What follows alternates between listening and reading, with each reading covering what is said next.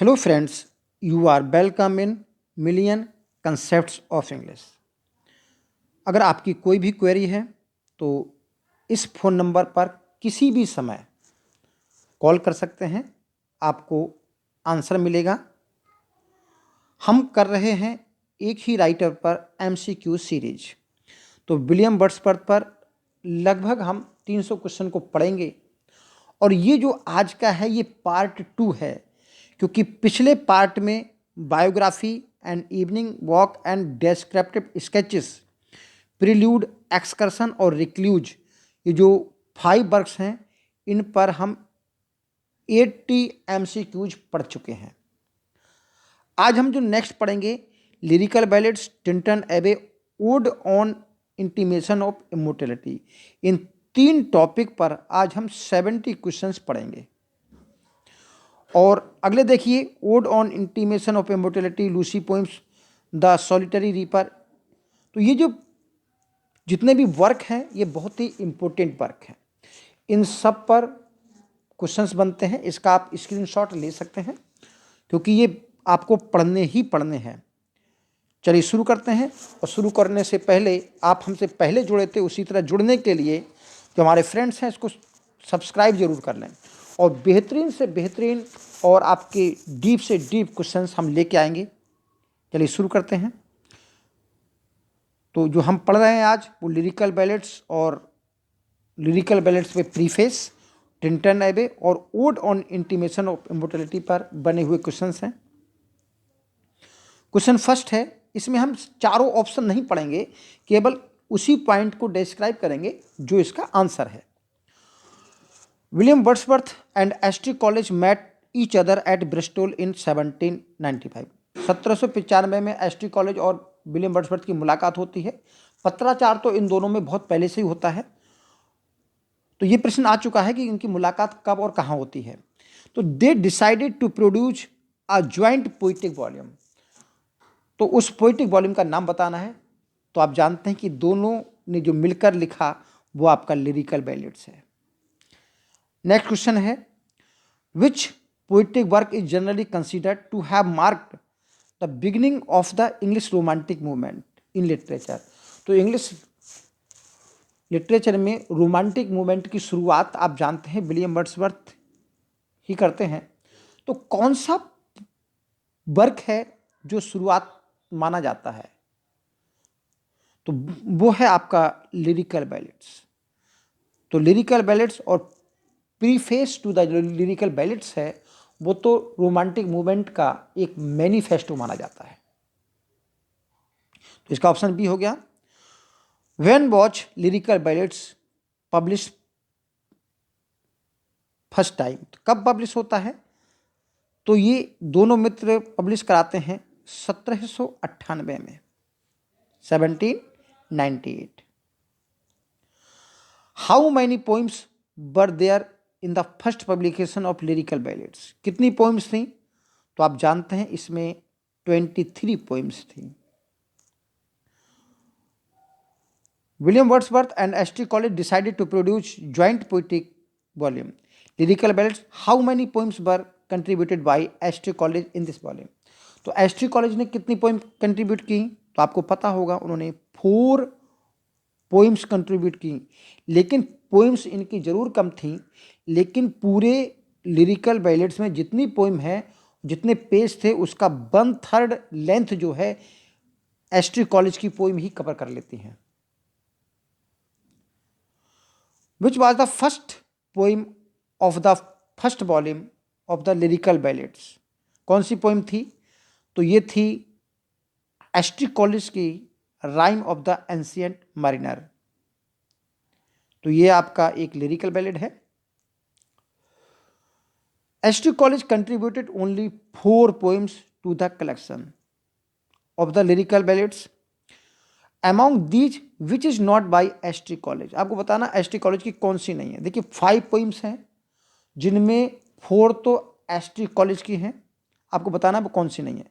देखिए rime and ancient mariner, the foster mother's tale, the nightingale a conversational poem और the dungeon. ये 4 poems sorry ST Coleridge की हैं, और लेकिन BR7 जो बैलेड है वो आपका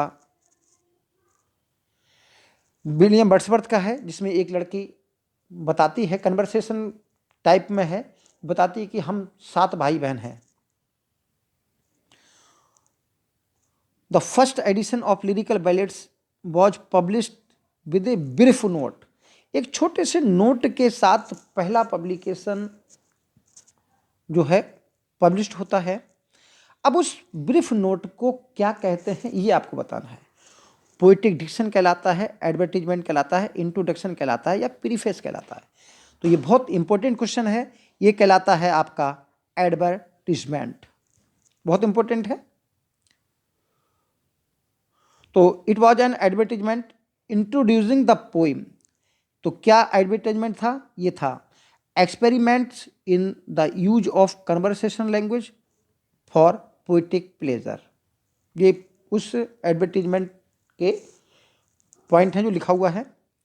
अगला क्वेश्चन है, the lyrical ballads was much appreciated in was not much appreciated in England. It was much appreciated in America. The first publication came in America in, कब बताना है? तो देखिए 1798 में इंग्लैंड में, 1800 में दूसरा पब्लिकेशन होता है, 1802 में अमेरिका में पहला पब्लिकेशन आता है, 1802 में। ध्यान रखेंगे इसको, ये भी इंपॉर्टेंट क्वेश्चन है। The first edition in America was published in 1802. Lyrical ballads were much appreciated in America. In which edition the famous preface to the lyrical ballads was given? किस पब्लिकेशन में दिया गया? तो देखिए 4 एडिशन आते हैं कुल मिलाकर के, 1798, 1800, 1802, 1805, ये चारों एडिशन आते हैं, जिसमें सेकंड एडिशन जो कि 1802 वाला एडिशन, सॉरी 1800 वाला एडिशन होता है, सेकंड एडिशन, इसमें प्रीफेस टू लिरिकल बैलेड्स दिया जाता है। ठीक है। In the second edition 1800 replacing the brief note. तो इसमें जो पहले पब्लिकेशन में एक ब्रीफ नोट दिया गया था जिसको हमने पहले पढ़ा था, तो उसको रिप्लेस कर दिया जाता है, और उस एडवर्टीजमेंट को रिप्लेस करने के बाद William Wordsworth preface to lyrical ballads लिखना चाहते हैं। ठीक है। लेकिन प्रीफेस टू लिरिकल बैलेड्स स्वयं एसटी कॉलेज लिखना चाहते थे, लेकिन लिखा विलियम वर्ड्सवर्थ ने। In which edition Wordsworth added an appendix, जिसको हम पोएटिक डिक्शन कहते हैं, to the lyrical ballads was given. ये भी बहुत इंपॉर्टेंट पॉइंट है। तो आप जानते हैं इस एडिशन में, फर्स्ट एडिशन में एडवर्टीजमेंट आया, सेकंड एडिशन में प्रीफेस आया, और जो थर्ड एडिशन था, इनमें समय सेकंड लिखा है भाई, तो सबको फर्स्ट सेकंड थर्ड कर लीजिए और फोर्थ कर लीजिए। तो जो थर्ड एडिशन आया था 1802 में, तो इसमें पोएटिक डिक्शन छपा था, जिसको हम अपेंडिक्स कहते हैं। तो आपका ऑप्शन सी है 1802 थर्ड एडिशन। तो ये सेकंड लिख रखा है, इसको थर्ड और इसको फोर्थ मान लें आप लोग। ठीक है। तो the third edition in 1802 in which Wordsworth added an appendix titled poetic diction. How many editions in total were published of the lyrical ballads? तो आप जानते हैं 4 पब्लिश हुए, 1798, 1800, 1802 और 1805। फोर्थ एडिशन जो आया तो वो फाइनल 1805 में आया। अब आपको 93 में सोचना है थोड़ा सा। Which of the following is not true about lyrical ballads? कौन सा पॉइंट लिरिकल बैलेड्स के बारे में ट्रू नहीं है? तो lyrical ballads mark the beginning of the romantic age, तो ये तो सही है मेरे हिसाब से। Wordsworth believe that simple language creates better poems than complicated language, ये भी सही है मेरे हिसाब से। मेरे हिसाब से नहीं, जो उन्होंने दिया है प्रीफेस में उसी के हिसाब से बात कर रहे हैं। Nature is a savage force. देखिए सैवेज फोर्स नेचर को इन्होंने नहीं माना है, नेचर में तो विलियम वर्ड्सवर्थ ने आत्मा को देखा, तो ये क्वेश्चन हमारे हिसाब से ठीक नहीं है, ये option. Lyrical ballads received mixed review when it was originally published in 1798। बाकी सही है, तो ये आपका सी पॉइंट जो है 93 का ठीक नहीं है। 94 है, it is said that the two friends publish the lyrical ballads to provide money. तो उन्होंने पहला पब्लिकेशन किया, तो इसका उद्देश्य क्या था? For a walking to Lynton या टू गो, ये गॉसलर है, गॉडलर नहीं है, गॉसलर, GOSLAR, जो कि जर्मनी का एक सिटी है। तो गॉसलर जर्मनी जाने के लिए, या टू हेल्प रॉबर्ट जोन्स, इनका एक मित्र था, या टू सपोर्ट एनिटी वेलन। तो क्या है इसका ऑप्शन? तो इसका ऑप्शन है A, for a walking tour to Linton. ऐसा कहा जाता है कि लेटन जाने के लिए इन्होंने लिरिकल बैलेट्स पब्लिश कराए थे, ताकि उस पैसे से ये जा सकें। In their partnership in the lyrical Ballads, ये बहुत इंपॉर्टेंट पॉइंट है, बहुत ही इंपॉर्टेंट है। William Wordsworth gave the charm of nobility to the things of common life, यानी कि rustic and common life, while S T Coleridge was to take up. S T Coleridge ने क्या प्रस्तुत किया? Supernatural element, urban life, या vagabond style, या satirical element. तो supernatural element इन्होंने प्रस्तुत किए थे, और इसके लिए इन्होंने मिडिल एज का सहारा लिया था।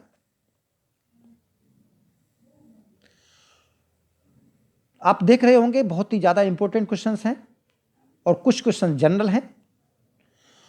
William Wordsworth gave the charm of nobility to which thing, किस थिंग को दिया?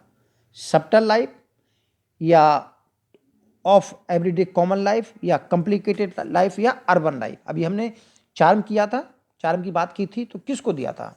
अभी बात आई थी एवरीडे कॉमन लाइफ को।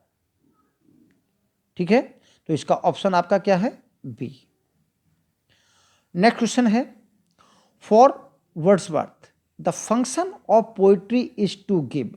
तो वर्ड्सवर्थ के लिए जो पोइट्री का फंक्शन है वो प्लेजर देना होता है, आनंद देना है। तो इसका ऑप्शन डी है, क्योंकि ये सारी बातें इन्होंने preface to the lyrical ballads में कही हैं, क्योंकि maximum questions preface to the lyrical ballad से पूछे जाते हैं, जिसको मैंने बहुत ही विस्तार से पढ़ाया है, उसको आप प्ले लिस्ट में जाकर जरूर पढ़ लें, क्योंकि उसको हमने क्या किया था, जो 23 पेज का प्रीफेस है उसको डाउनलोड किया, उसको एक एक लाइन पढ़ा, उससे हमने जो है नोट्स तैयार किए। चलिए अगला क्वेश्चन है, to Wordsworth poetry is spontaneous overflow of powerful feelings, emotions recollected in, आपको बताना है इन इमेजेस, ट्रैंक्विलिटी, या सिंपल लाइफ, या सेंसेशन। तो रिकलेक्टेड इन ट्रैंक्विलिटी, जो शांति के समय में इकट्ठी की गई हो। तो बी ऑप्शन ठीक है। According to Wordsworth poet is a man speaking to everyone, his readers, man और नेचर। तो इन्होंने पोइट, जो पोइट की डेफिनेशन दी है प्रीफेस टू लिरिकल बैलेट्स में, उन्होंने कहा है poet is a man that speak to man, जो कि मैन से बातें करता है। ऐसा नहीं कि पोइट से बात करे, आम व्यक्तियों से जो बात करता है वही व्यक्ति पोइट है। तो सी ऑप्शन ठीक है। वर्ड्सवर्थ वाज प्राइमरी, क्या थे प्राइमरी में? क्रिटिक थे, पोइट थे, एसेस्ट थे, या फिलोसफर थे? तो पहले तो वो आपके पोइट थे, इसके बाद कुछ और थे, तो क्या थे? पोइट। तो इसका ऑप्शन क्या है आपका? बी। क्वेश्चन नंबर 101 है, the principal object in the lyrical ballads was to choose incidents and situations from urban life, agrarian life, common life, या gentle life। तो सीधे उन्होंने कॉमन लाइफ की बात की है, common and rustic life. In the lyrical ballads Wordsworth purpose was to imitate and to adopt very language of man, very language of common man। Specially हम इसको कॉमन मैन कहेंगे, तो क्योंकि कॉमन मैन की ही लैंग्वेज की है उन्होंने। Who said poetry is most philosophical of all writings. तो ये प्रीफेस में दिया, देखिए सारा कुछ प्रीफेस में दिया गया है, तो प्रीफेस में दी है इन्होंने, ना ना ना ये तो प्रीफेस की नहीं है। Poetry is the most philosophical of all writings, ये बात किसने कही है ये आपको बताना है। तो ये बात जो है अरिस्टोटल ने कही है अपने पोइटिक्स में। Wordsworth said the poetry is the image of man and society या मैन एंड नेचर। तो ये इन्होंने कही है मैन एंड नेचर, ठीक है, मैन एंड नेचर। अगला है according to Wordsworth poetry is the first and the last of all knowledge. यहां आना चाहिए नॉलेज, तो ये डी हो गया। Who comments the end of writing is to instruct. Writing का जो एंड होता है वो इंस्ट्रक्ट होता है। The end of poetry is to instruct by pleasing. तो ये बात किसने कही है, तो ये डेफिनेशन दी है आपकी डॉक्टर जॉनसन ने, डॉक्टर जॉनसन ने। तो आपका ऑप्शन सी है। The only difference between language of prose and the language of poetry is.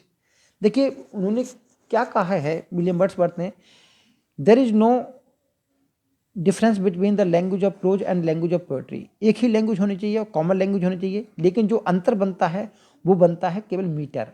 तो ये मीटर जो है वो आपको अंतर करता है। तो यहां पर डी ऑप्शन है। Poetry is a spontaneous overflow of powerful feelings recollected in tranquillity. ये डेफिनेशन किसने दी है, तो ये डेफिनेशन विलियम वर्ड्सवर्थ ने दी है। What choosing the various aspect of, Wordsworth choosing the various aspect of, तो हम्बल एंड रस्टिक लाइफ। ये बहुत कॉमन सा पॉइंट है, हम्बल एंड रस्टिक लाइफ बार बार आएगा ये।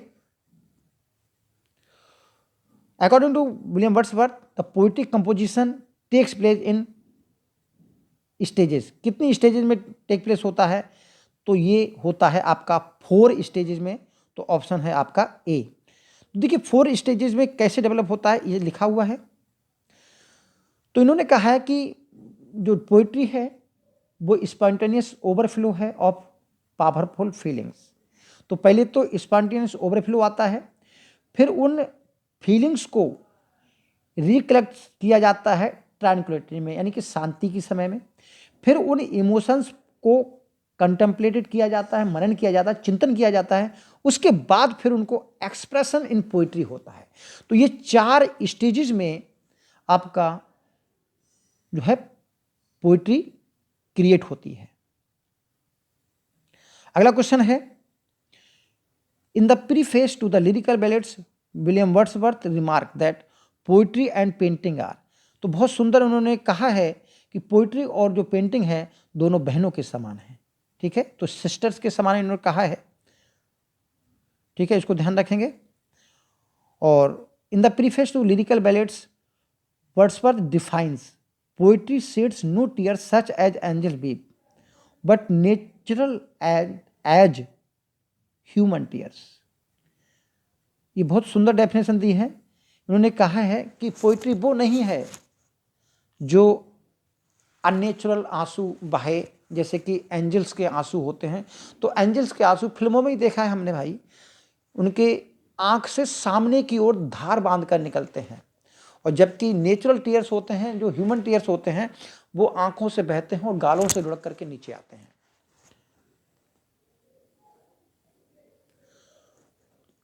इन the preface to the lyrical ballads William Wordsworth defines the poet as.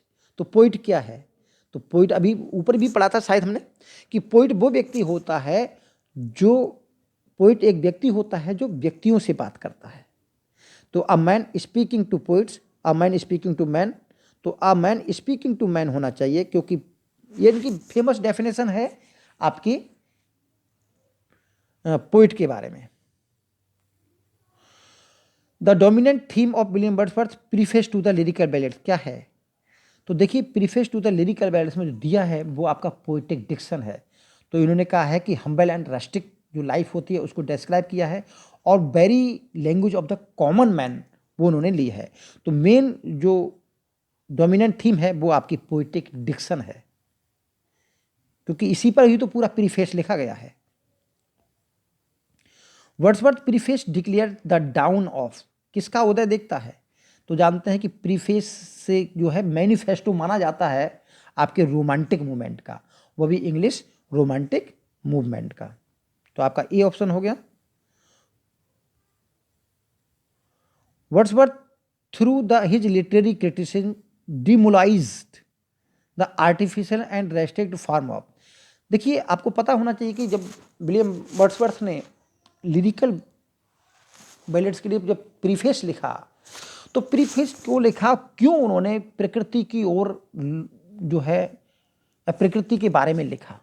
देखिए क्या है, 18वीं शताब्दी में जैसे कि एज ऑफ पोप की बात करें तो जो उनकी जो लैंग्वेज थी वो आर्टिफिशियल थी, अर्बन अर्बन लाइफ है वो लिख रहे थे, और उन्होंने क्लासिकल रूल्स को फॉलो किया था, जिससे उनकी लैंग्वेज जो हो गई थी वो बनावटी हो गई थी।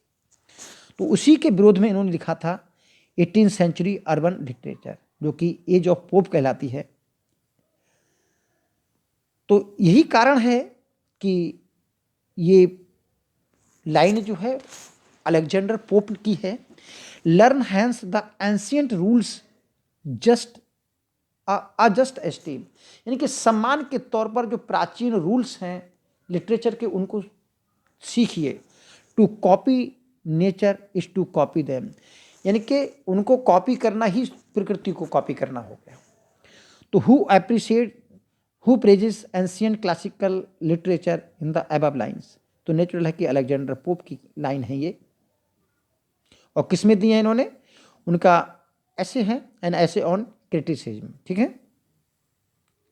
इंपोर्टेंट लाइन थी इसलिए हमने विलियम वर्ड्सवर्थ के वर्क में इसको शामिल कर लिया। To show that the language of prose, and बहुत ही इंपॉर्टेंट पॉइंट है भाई, to show that the language of prose and poetry are not different from each other, William Wordsworth quotes a sonnet of. तो इस बात को prove करने के लिए कि लैंग्वेज प्रोज की लैंग्वेज में और पोइट्री की लैंग्वेज में कोई भी अंतर नहीं है, तो इसलिए उन्होंने टॉमस ग्रे का एक सोनेट का उदाहरण दिया है, उसमें सोनेट दिया है, और वो सोनेट कौन सा है? Sonnet on the death of mister Richard Best, इस सोनेट को उन्होंने वहां दिया है। Poetry is the breath and final spirit of all knowledge, ये बहुत इंपॉर्टेंट डेफिनेशन है विलियम वर्ड्सवर्थ की, कि पोइट्री जो है श्वास है और सूक्ष्म आत्मा है सभी ज्ञान की, यानी कि सभी ज्ञान के अंदर जो सूक्ष्म आत्मा बसती है और जो श्वास बसती है वो कविता ही है। बहुत सुंदर डेफिनेशन है विलियम वर्ड्सवर्थ की, ये बहुत इंपॉर्टेंट हो सकती है। Who was the first critic to criticise William Wordsworth theory, कौन थे भाई? तो ये थे आपके एसटी कॉलेज, जिन्होंने बायोग्राफिया लिटरेरिया में विलियम वर्ड्सवर्थ की पोइटिक डिक्शन को क्रिटिसाइज किया है और कहा है there is a great difference between language of prose and language of poetry. तो ST Coleridge was the first critic who criticise William Wordsworth theory of poetic diction in his Biographia Literaria. अगला question है, how many times did William words visited Tintern एबे through out his life? तो देखिए जब Tintern एबे poem का जिक्र आता है तो वहाँ विलियम वर्ड्स 2 बार तो उसी में बात करते हैं। एक 1793 में वो जाते ही हैं, जुलाई 1793 में पहले जाते हैं, बाद में जुलाई 1798 में जाते हैं, 2 बार तो यही जाते हैं।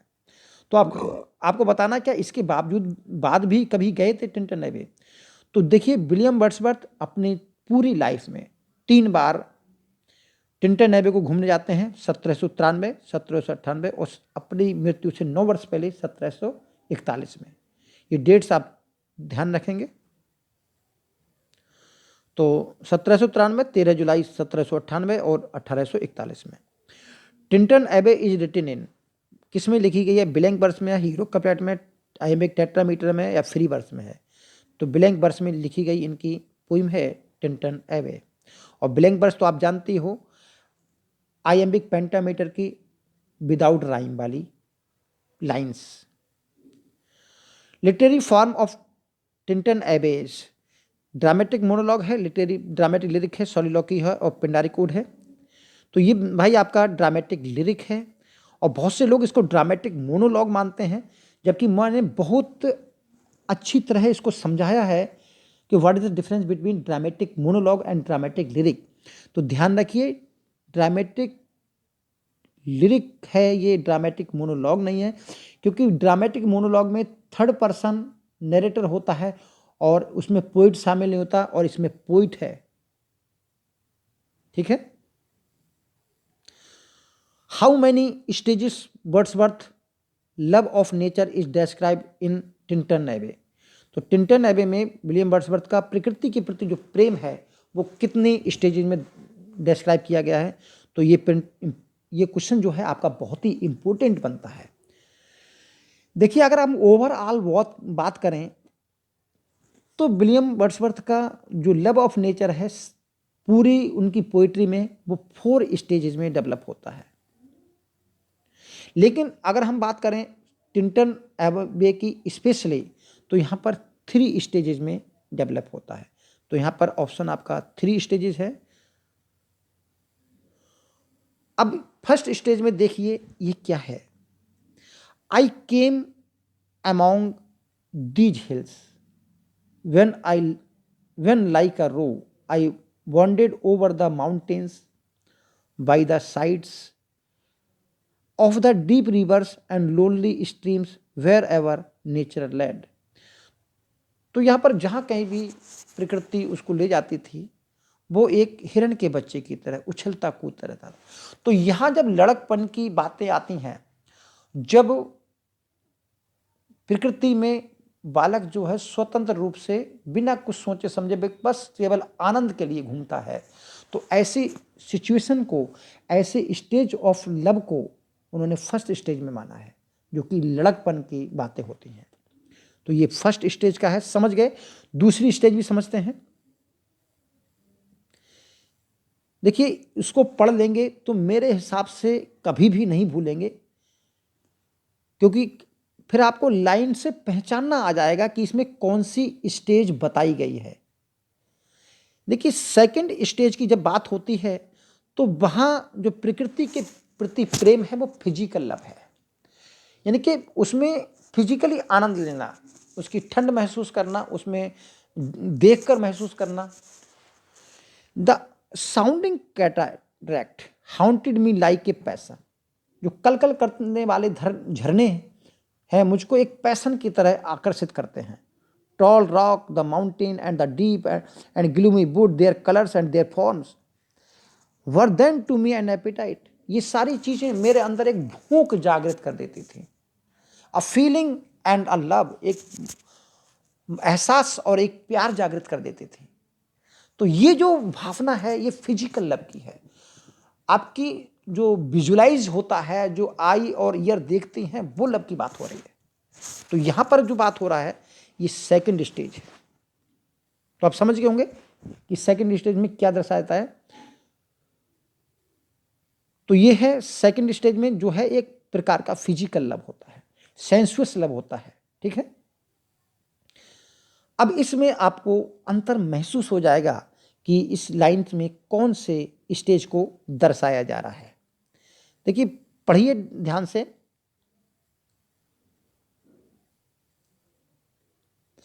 अ प्रेजेंस, एक उपस्थिति, that disturbs me with Joy, जो मुझे आनंद के साथ कचोटती है, और एलिवेटेड थॉट्स, और उच्च विचारों के साथ, अ सेंस सबलाइम, और ऐसे उच्च भावना के साथ, of something far more deeply interfused, कुछ ऐसा है जो बहुत गहराई से प्रकृति में घुला मिला है। अब सोचिए क्या सोच रहे हैं William Wordsworth. Whose dwelling is, कुछ ऐसा है प्रकृति में, तो यहां प्रकृति में वो आत्मा के दर्शन कर रहे हैं। Of whose dwelling is in the light of setting sun, कुछ ऐसी चीज है जिसका निवास छिपते हुए सूरज में है। And the round ocean and living air and the blue sky and the mind of man, हर जगह है। गोल सागर में, बहती हुई हवा में, नीले आकाश में, और मनुष्य के मन के अंदर। A motion and a spirit, एक गति है, एक आत्मा है। दैट इम्पेल्स ऑल थिंकिंग थिंग्स, जो सभी सोचने वाली चीजों को, सभी व्यक्तियों को प्रेरणा देती है। All objects of all thoughts, सभी चीजों को, सभी विचारों को। And rolls through all things, और सारी चीजों में जो है रमी हुई है, सारी चीजों में जो गतिमान है। तो यहां पर विलियम वर्ड्सवर्थ एक सोल का, एक स्पिरिट का दर्शन करते हैं, मानते हैं कि प्रकृति के हर ऑब्जेक्ट में एक आत्मा का निवास है। तो यही कहलाता है मिस्टिकल पैनिथिज्म, यानी कि सर्वेश्वरवाद। तो इसी कारण विलियम वर्ड्स फेमस हैं मिस्टिकल पैनिथिज्म के लिए। तो यहां पर आप बताएंगे कि कौन सी स्टेज है। तो which stage of love of nature Wordsworth describe in these lines, first, second, third या फोर्थ। तो ये आपकी थर्ड स्टेज है, किसमें, टिंटन एबे में, और वास्तव में ये फोर्थ स्टेज है। यानी कि टिंटन एबे की बात हो रही है, तो टिंटन एबे में तो ये तीसरी अवस्था को दर्शाया गया है, और वैसे ये ओवरऑल पोइट्री में देखा जाए तो ये फोर्थ स्टेज है। How long it has been since the last time speaker turn the river from the line composed a few miles above Tintern Abbey, कितने वर्ष के बाद लौटा था। तो दुनिया को पता है 1793 में फर्स्ट टाइम और 1798 में दूसरी टाइम। तो ये क्या हुआ, ये आपकी 5 ईयर्स का डिफरेंस हो रहा है, तो आपका डी ऑप्शन है। What is the name of the river mention in the poem Tintern एबे, टिंटन एबे पोइम में किस नदी का आया है, नाइल रिवर है, रिवर टेम्स, लिफी या वाई। तो यहां पर बाय रिवर आई है। और what year was poem Tintern एबे कंपोज्ड, किस ईयर कंपोज हुई थी। तो 1798 में ही कंपोज हुई है। और ये पब्लिश कब हुई है, पब्लिश भी 1798 में हुई है। और आपको बताते हैं कहाँ पब्लिश हुई है, आपको ध्यान करिए, लिरिकल बैलेड्स में टिंटन एबे लास्ट पोइम है। तो लिरिकल बैलेड्स आपके 1798 में पब्लिश होते हैं, तो उसी में ये पब्लिश भी होती है। तो ये प्रश्न क्या था, what year the poem lyrical ballet composed है, तो पब्लिश कहाँ दिया, तो इसमें यहाँ पर उन्होंने दिया है। To which animal does speaker liken the youthful version of themselves, किस पशु की तरह। तो अभी बात आया था like a row, C option है। I so long a worshipper of nature hither came unwearied in that service, rather say with warmer love, oh with far deeper zeal of holier love। तो आपको बताना है ये lines जो हैं किस कविता से ली गई हैं, Lucy grey, education of nature, Tintern एबे या इमोर्टैलिटी ओड। आप समझ जाएंगे, तो पहले इसका अर्थ पढ़ने की कोशिश करते हैं। I so long a worshipper of nature, मैं काफ़ी लंबे समय से प्रकृति का पुजारी रहा हूँ। Hither came unburied in that service, और इसी प्रकृति की सेवा में ही मैं यहाँ पर बिना थका आया था, यानी जोश से भरा हुआ आया था। रादर से विद वार्मर लव, और इसको कह सकते हैं, बजाय इसके ये भी कह सकते हैं कि मैं गर्म जोशी भरा प्यार लेके आया था। ओ विद फार डीपर झील ऑफ हॉलियर लव, जिसमें पवित्र प्यार काफ़ी गहराई से भरा हुआ था। तो ये आपकी टिंटन एबे में बात कही गई है। इफ सॉलिट्यूड और फियर और पेन, आपको बताना है किस पोइम से ये लाइन ली गई है। इफ सॉलिट्यूड और फियर और पेन और grief should be Dai portion, यदि कभी अकेलापन, भय दर्द, दुख तुम्हारे हिस्से में आ जाए। With what healing thoughts of tender joy will thou remember me, और तब healing thoughts of tender of joy, यानी कोमल आनंद के हीलिंग थॉट के बारे में तुम मुझे याद करना। एंड दीज माई एग्जर्शंस, तुम मुझे याद रखोगी और इन बातों को याद रखोगी, यही मेरे लिए तुम्हारे लिए संदेश है या सलाह है। तो ये बात विलियम वर्ड्सवर्थ अपनी बहन डोरिथी से कहते हैं टिंटन एबे में। आपका सी है। The breath of this corporal frame, even the motion of our human blood almost suspended. बहुत इंपॉर्टेंट लाइन्स हैं। We are laid asleep in body and became a living soul. तो यहाँ आपको तो यही बताना है कि ये पोइम किससे ली गई हैं। तो ये टिंटन एबी की लाइन्स हैं। हमने इसलिए ली हैं क्योंकि सारी इंपॉर्टेंट लाइन्स ली गई हैं ताकि आपको इनका अर्थ देखकर समझ में आ जाए कि इनमें क्या है।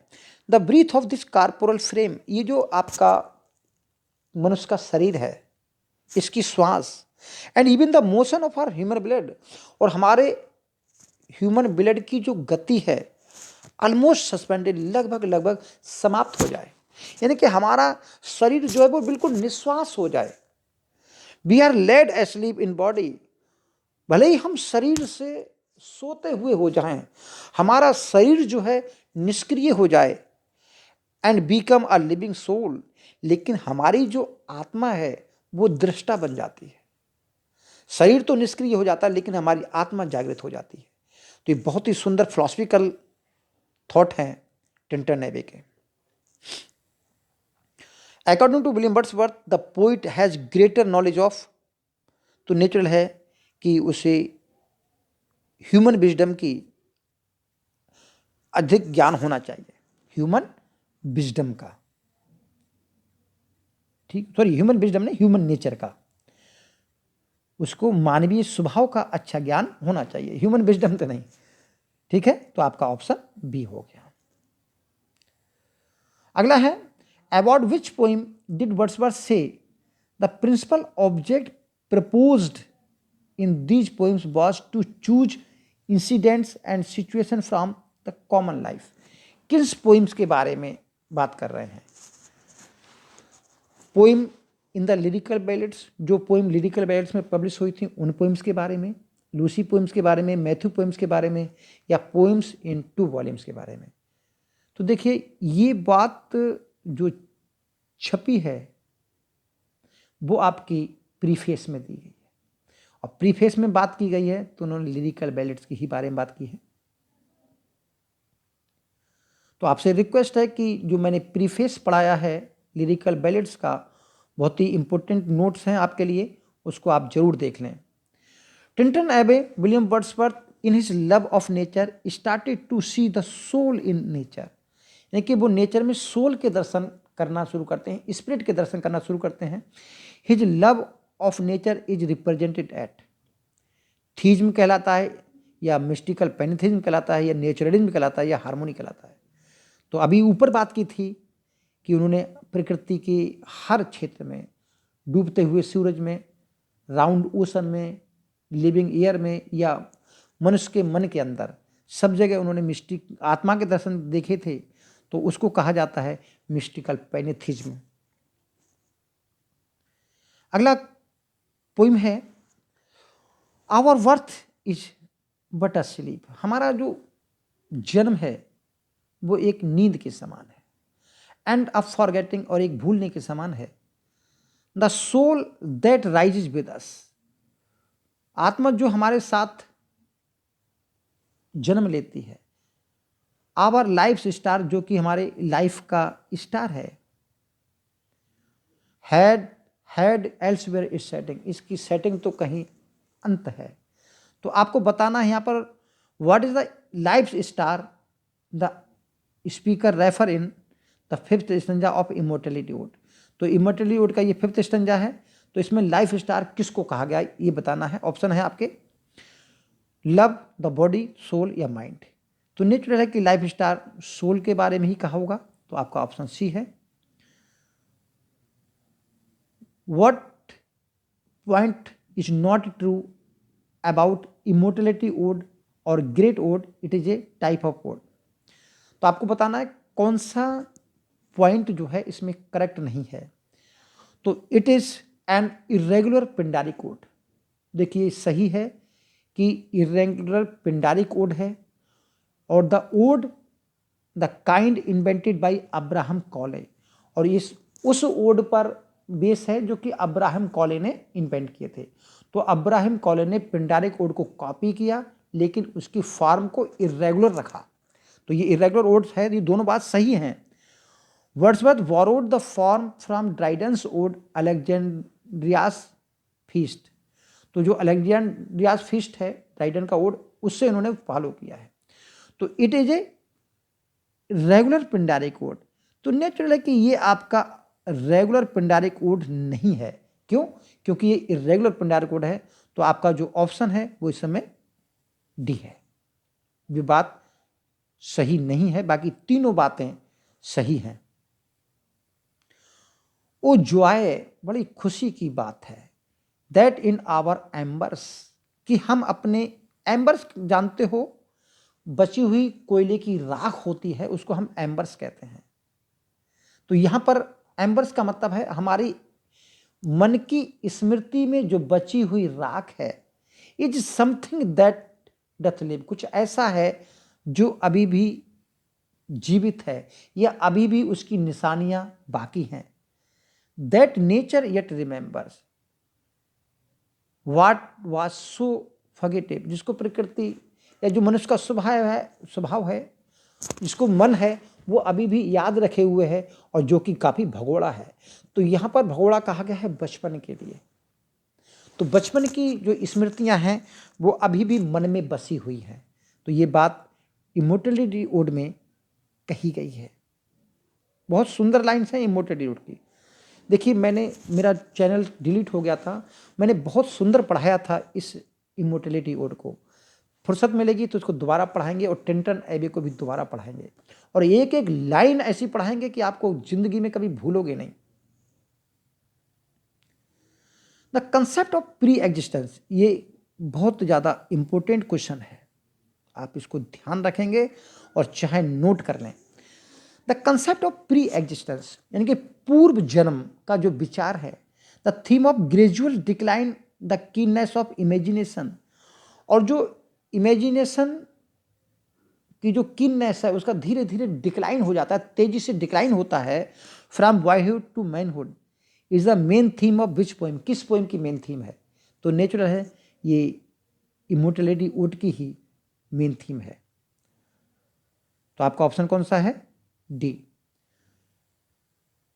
The reprinted version 1815 of ode on intimation of immortality from recollection of early childhood, ये फुल टाइटल इसका 2015 में ही, जब 1815 में जब पब्लिश हुई थी ये पोइम, तो उस समय इसका फुल टाइटल आया था इसी नाम से। Had an epigraph of poem, तो इसमें एक एपिग्राफ ही छपा था। तो इसमें एपिग्राफ इसको प्लस किया गया था इसके ऊपर। तो आपको बताना है वो एपिग्राफ किस पोइम का था। My heart स्लीप्स up, ruined cottage, या टेबल टर्न, या कुकू। तो देखिए माई हार्ट स्लीप्स अप जिस पोइम को कहते हैं आप द रेनबो, तो इस रेनबो को एज एन एपिग्राफ के रूप में ओड ऑन इंटीमेशन पर जोड़ा गया था। तो ये आपका ऑप्शन ए हो गया। बहुत इंपॉर्टेंट पॉइंट है, इसको भी नोट कर लेंगे। और आपको बताना है कि जो एपिग्राफ रेनबो का जोड़ा था, इन्होंने रेनबो का एपिग्राफ जोड़ा है, तो किसने सजेस्ट किया था? तो क्वेश्चन है who suggest William Wordsworth to add an epigraph from my heart leaps up, जिसको रेनबो कहते हैं, to ode on intimation of immortality. तो इसका नोट कर लेना, ये क्वेश्चन है आपका, बहुत इंपॉर्टेंट है कि ये हैं आपके हेनरी क्रैब रॉबिन्सन। तो ये इंपॉर्टेंट बनता है और इसका ऑप्शन भी ए है। ठीक है, तो आपका क्या आंसर हुआ? Henry crab Robinson. तो 1815 में हेनरी क्रैब रॉबिन्सन ने उनको सजेस्ट दिया था। अब इस लाइन को पढ़िए, देखिए लाइन अब तो पता लगी गई किस पोएम की है, लेकिन फिर भी इसका हम मीनिंग पढ़ते हैं। दाउ बेस्ट फिलोसफर, तुम सबसे अच्छे दार्शनिक हो। Yet who yet dost keep thy heritage thou eye among the blind. तो दो हेरिटेज का यहाँ पर बता दें कि जब बालक इस दुनिया में जन्म लेता है तो उसकी हेरिटेज क्या होती है? हेरिटेज ईश्वर की दुनिया होती है, वो सेलेशियल लाइट होती है, वो सेलेशियल नॉलेज होती है, वही हेरिटेज है। तो यही कह रहे हैं कि तुम सबसे अच्छे दार्शनिक हो और अभी भी तुम उस हेरिटेज को, उस विरासत को रखे हुए हो। दाउ आई एमंग द ब्लाइंड, तुम हम जो ज्ञानवान लोग हैं, जिनको हम लोग अपने आप को ज्ञानवान कहते हैं, उन ज्ञानवान लोगों में हम लोग ज्ञानवान नहीं, हम अंधे लोग हैं। हम अंधे लोगों में तुम ही एक अकेले आंख वाले हो। The deep and silent readers the eternal deep. The deep and silent, that deep and silent यानी कि जो बहरा होकर के या शांत होकर के, रीडर्स द एटर्नल डीप, अपने अंदर क्या छुपा है उसको जान लेते हो। Haunted for ever Dai eternal mind, और हमेशा अपने आंतरिक मन में झांकते रहते हो। तो ये बात विलियम वर्ड्सवर्थ ने बचपन के लिए कहा है, चाइल्डहुड के लिए कहा है। तो चाइल्डहुड को इन्होंने दृष्टा कहा है, फिलॉसफर कहा है। तो ये बात भी टिंटन एबे की है। तो ये पोइम मैं पढ़ाऊंगा, जल्दी ही पढ़ाऊंगा, आप लोग से उम्मीद करेंगे कि इसको पढ़ लें। Immortality ode is the high water mark of poetry. ये बात कौन कहता है इमोर्टलिटी ओड के बारे में? तो इसका जो ऑप्शन है वो है R.W. एमर्सन। ठीक है, इसको भी नोट कर लेंगे, बड़ी इंपॉर्टेंट क्वेश्चन है। For immortality would William Wordsworth indebted for the decline of celestial power. तो जो सेलेशियल पावर का डिक्लाइन होता है, इसके लिए किस से इन्होंने बारो किया ये थीम? तो ये है आपके हेनरी वॉगन, और ये आपके 17वीं सेंचुरी के मेटाफिजिकल पोइट हैं। और इनकी एक पोइम है द रिट्रीट।